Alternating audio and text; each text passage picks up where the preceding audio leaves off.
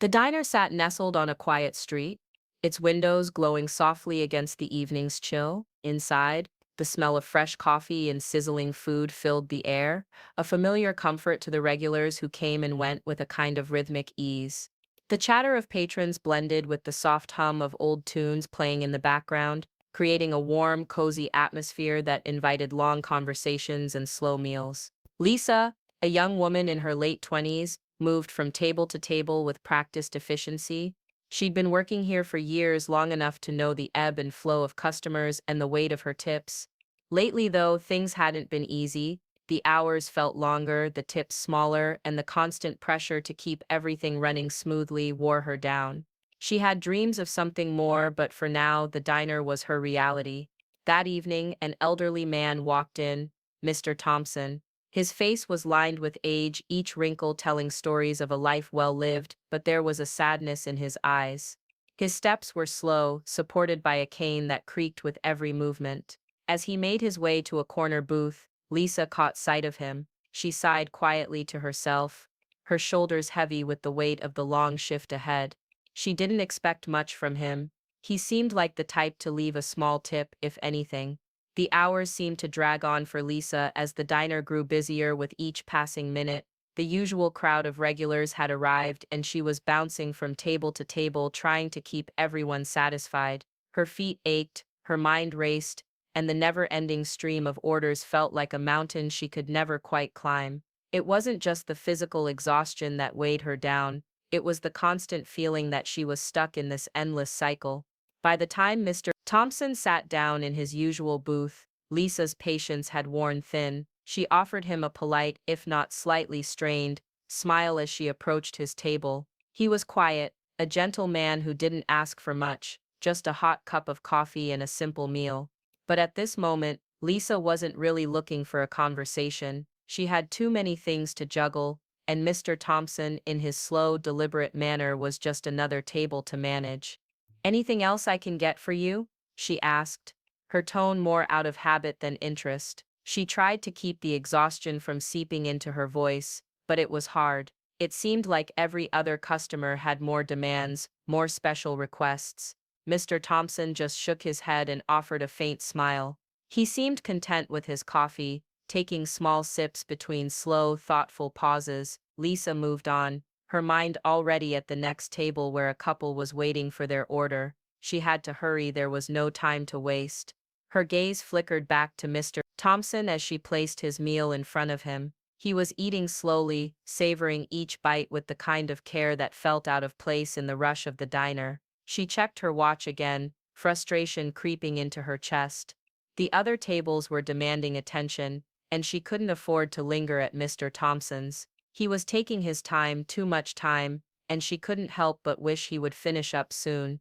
As she hustled between the tables, her thoughts kept drifting back to him. The old man, so slow, so quiet, wasn't helping her get through this long day. And as the other customers began leaving generous tips, Lisa felt that familiar twinge of bitterness. If only all customers were as kind as those who tipped well. But Mr. Thompson, she didn't expect much from him.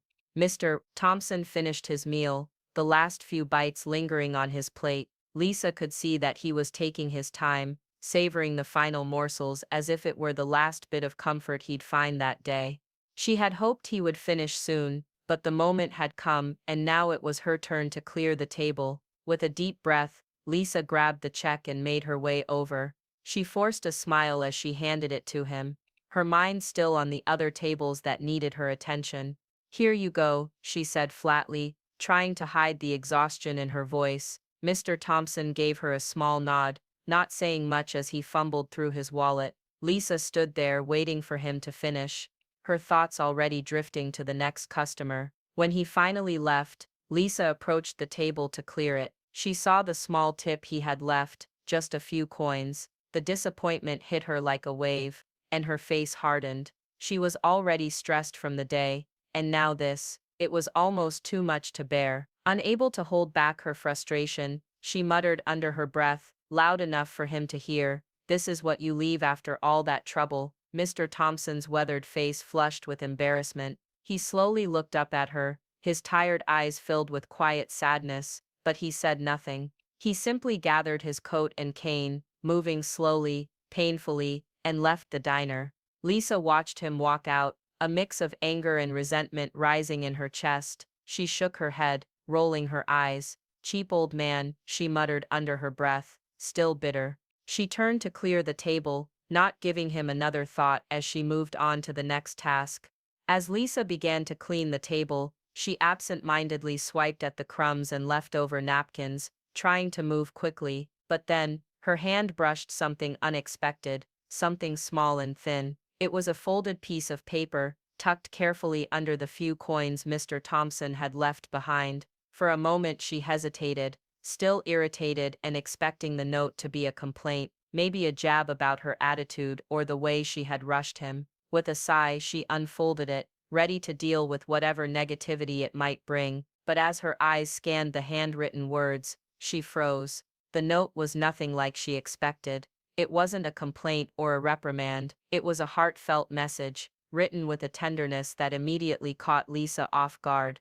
"I'm sorry if my tip isn't much. I know it's small, but it's all I have left. I've been living on a fixed income after my wife passed away. The only thing that makes me feel alive is coming to this diner and enjoying a quiet meal. You didn't have to be kind, but I felt your patience today, and I just wanted to thank you for that." Lisa's heart sank. She read the words over and over, each line hitting her deeper than the last. She had been so quick to judge, so wrapped up in her own frustrations, that she hadn't even taken a moment to understand the person sitting in front of her. The old man, Mr. Thompson, had been kind in his own way, patient, thoughtful, and appreciative, even though he had nothing but a few coins to offer.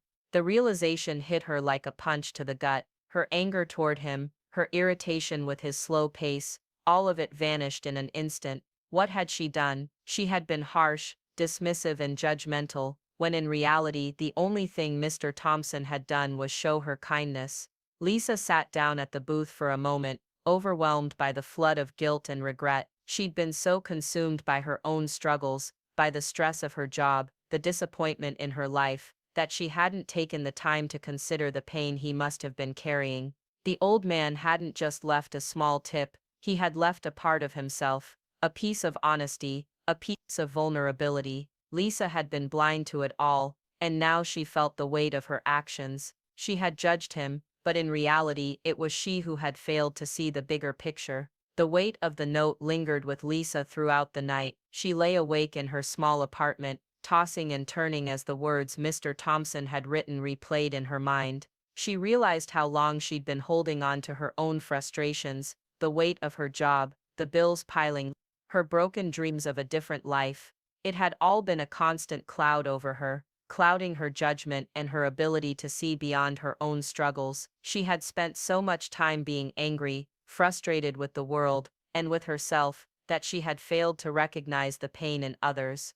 The old man had shown her kindness in the simplest way, but she had responded with nothing but bitterness. The guilt gnawed at her, a constant reminder of how she had let her emotions cloud her better judgment. But Lisa knew one thing: she couldn't undo what she'd done. There was no way to take back her words or actions, but she could make things right. She could apologize, even if it was just to show him that she understood. She owed him that. The next day, she made up her mind. She dug through the diner's old records to find Mr. Thompson's address, her hands shaking with nerves. She didn't know what to expect, but she knew she had to make things right. When she arrived at his small, modest house, her heart pounded in her chest. She stood there for a moment, gathering her courage, before knocking on the door. The sound echoed louder than she expected. She shifted nervously from foot to foot, hoping she hadn't made a mistake. Moments later, the door creaked open, and there stood Mr. Thompson. His eyes widened in surprise as he saw Lisa standing on his doorstep.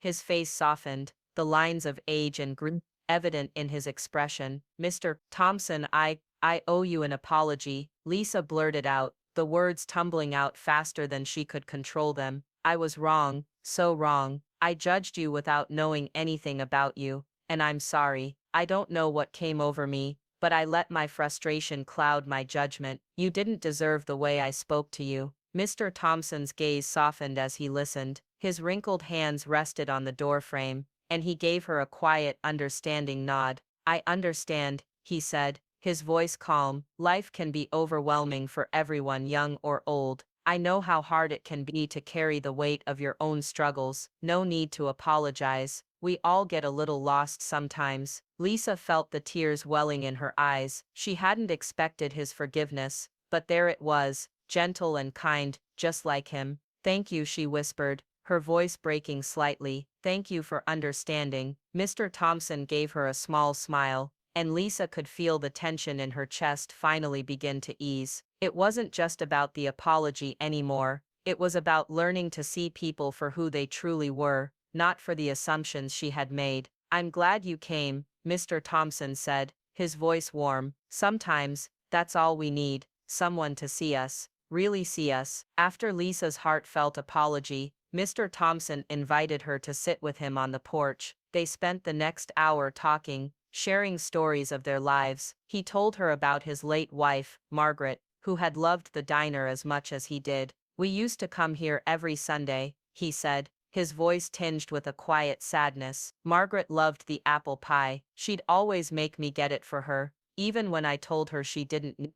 Lisa listened intently, her heart swelling with empathy. She learned that Mr. Thompson had been a man of routine, and their trips to the diner had been some of the few joys in his life. But after Margaret passed away, the diner became his place of solitude, a way to keep a part of her memory alive. "It's been hard, you know," he said softly, looking away for a moment, "but I come here because it reminds me of the good times we had." Lisa felt her own walls begin to crack as she listened to him. She had been so focused on her own struggles, so wrapped up in her own world, that she hadn't taken the time to consider what others might be going through. Everyone carried their own burdens, some visible, some hidden beneath the surface. She realized that the anger and frustration she'd been holding onto for so long didn't compare to the quiet sorrow Mr. Thompson had endured. When Lisa finally left Miss Thompson's home that afternoon, she carried with her a new perspective on life. She realized that sometimes, people are just looking for someone to listen, someone who truly sees them, and sometimes, it's the smallest acts of kindness, like taking the time to understand someone, that can make the biggest difference. The next time Mr. Thompson came into the diner, Lisa was working. She saw him walk through the door, his slow gait and cane familiar to her now. She greeted him with a warm smile, not the forced one she had given him before, but a genuine one that reflected the growth she had experienced. "Mr. Thompson, it's good to see you again," she said, her voice soft and sincere. "Today your meal's on me." He looked at her in surprise, his eyes crinkling in a smile that reached all the way to his tired eyes. He didn't say much, but the appreciation in his gaze spoke volumes. Lisa felt a warmth spread through her chest as she saw his reaction. In that moment, Lisa understood something important. Sometimes, the smallest gestures, a kind word, a listening ear,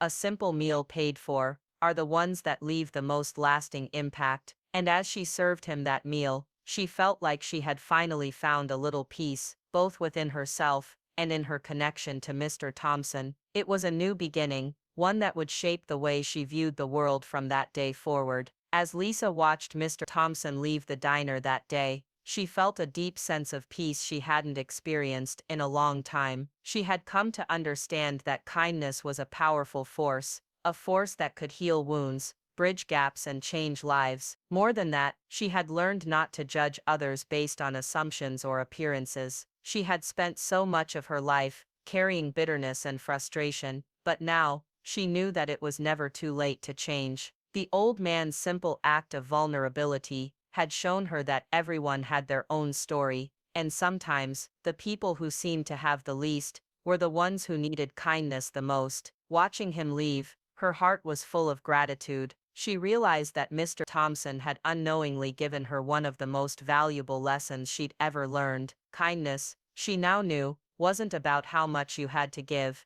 it was about offering what you could, no matter how small. Lisa thought about the impact she had on others, and how she wanted to carry this lesson with her, not just in her work, but in every interaction she had. She felt more connected to the world, more compassionate, and more willing to offer others the same understanding she had found with Mr. Thompson. In that moment, Lisa understood something deeply. The most meaningful connections often came from the most unexpected places. A simple diner, a quiet old man, and an act of kindness had changed her, and in the end, it had made her a better person. She walked away from the diner that day with a new sense of purpose, knowing that every interaction was an opportunity to make the world a little kinder. Thank you so much for watching this heartfelt story. We hope it touched you as deeply as it did us. It's a powerful reminder that kindness and understanding can make a world of difference, and sometimes, the smallest gestures can change someone's life. If you enjoyed this story and want to see more, don't forget to subscribe to our channel, hit the like button, and leave a comment below sharing your thoughts or how this story made you feel. We'd love to hear from you. And if you know someone who could use a little reminder about the power of kindness, be sure to share this story with them. Thanks again for being part of this journey with us. Until next time.